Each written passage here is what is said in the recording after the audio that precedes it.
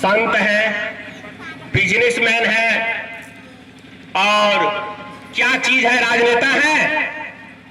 अगर संत है तो संत बन के रहिए, और यदि बिजनेसमैन है तो बिजनेसमैन खुल के करिए ना, और यदि नेता है तो खुल के राजनीतिक में आइए। ये क्या हिसाब किताब है? आप बोलते हैं कि विदेश के अंदर काला धन, देश के अंदर काला धन, गरीबों के पास है काला धन। मुझे समझ में रामदेव बाबा का नहीं आता है। मैं आपको एक चीज, आपको 1 सेकंड के लिए आपको मैं दिखाता हूं। ये एक ऐसा वीडियो आप लोग ने शायद टीवी पे देखा है या नहीं देखा है। रामदेव बाबा काला धन में खुद फंस चुके हैं। P7 न्यूज ने बीजेपी के ही एक विधायक से बात करते हुए कुछ दिन पहले मंच पे बात कर रहे हैं दोनों काला धन की। तो भैया काला धन कहां सेट करे? तो रामदेव बाबा बोलते हैं उनको, कह रहे बावले हो क्या, यहां मंच पे ऐसी बातें नहीं करते हैं। तो सोचने की बात यह है कि आप एक तरफ संत महात्मा है, नेता भी है, सब चीज है, और काला धन के आप विरोधी भी है। तो कहने का मतलब है कि भाई तब ये काला धन की आप बात क्यों कर रहे हैं मंच पे? अब 10 साल 15 साल पहले का इतिहास रामदेव बाबा का आप लोग देख लीजिए उठा के, तो खाने के लिए भी ठीक से नहीं था रामदेव बाबा के पास।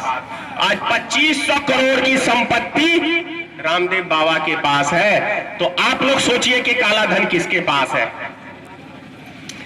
जितने भी विधायक 5 साल के लिए बनते हैं, फटी चप्पल, फटा धोता कुर्ता पैजामा रहता है उनके पास, लेकिन 5 साल जब वो विधायक बनने के बाद उतरते हैं गद्दी से,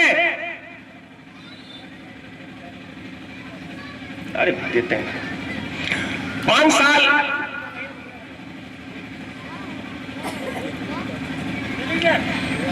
5 साल होने के बाद एक मंत्री को देख लीजिए आप सबको याद होगा कि झारखंड में एक निर्दलीय विधायक बना था, वहां का मुख्यमंत्री थी 3-4 महीने के लिए। 10,000 करोड़ की संपत्ति का मालिक वो बन गया। तो काला धन कौन कमाता है ये आप सब जनता जानते हैं, लेकिन हमारे देश के नौजवानों को समझ में नहीं आता है। उनको लगता है कि मोदी साहब बहुत अच्छा काम कर रहे हैं। ऐसा ही हमारे भतीजा लगेंगे, हमारे पड़ोसी। वो चुनाव से पहले मैंने उनको कहा कि बाबू मोदी साहब जब बनेंगे तो पता चल जाएगा आपको। तो कह रहा आप ऐसे ही बोलते रहते हैं, सबकी बुराई करते रहते हैं। लेकिन आज उसको लड़के को भी समझ में आ रहा है कि मैंने सही कहा था। इसलिए मैं मोदी साहब का विरोधी नहीं हूं। यदि मोदी साहब आज अपने संग परिवार के रहते तो मैं उनकी इज्जत करता, लेकिन मोदी साहब सिंगल ऐसे व्यक्ति है इस देश के अंदर जो 15 दिन बाद शादी के बीबी को छोड़ दिया और उसके बाद राजनीतिक में कूद गए। 3 बार गुजरात के मुख्यमंत्री मोदी साहब रहे, लेकिन कभी उन्होंने ये नहीं लिखा उसमें नामांकन पेपर में जो चुनाव लड़ते हैं उसमें जो भरते हैं कि मैं एक शादीशुदा व्यक्ति हूं।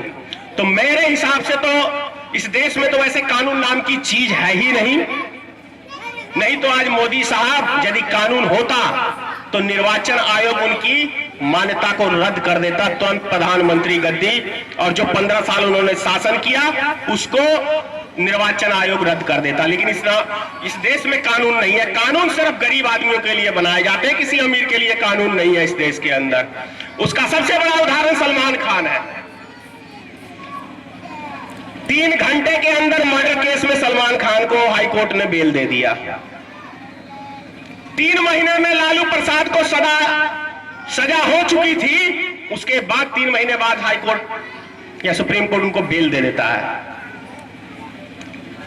पीवी नरसिम्हा राव गुजरात में, झारखंड में 4 उन्होंने सांसद मनी दे के खरीदे, उसका प्रमाण प्रूफ हो गया, उनको सजा हो गई, वो भी रिहा हो जाते हैं, मतलब बेल पे चले जाते हैं। तो हमारे देश का कानून भी एक अजीब है। गरीबों के लिए फांसी और अमीरों के लिए मर्डर करने के बाद भी उसको बेल मिल जाता है। ये हमारे देश का कानून है। बड़ा आश्चर्य लगता है। तो समझने की बात आज ये है, भ्रष्टाचार मुक्त ये भारत कैसे बनेगा, मैं इस पे आपको बता दूं।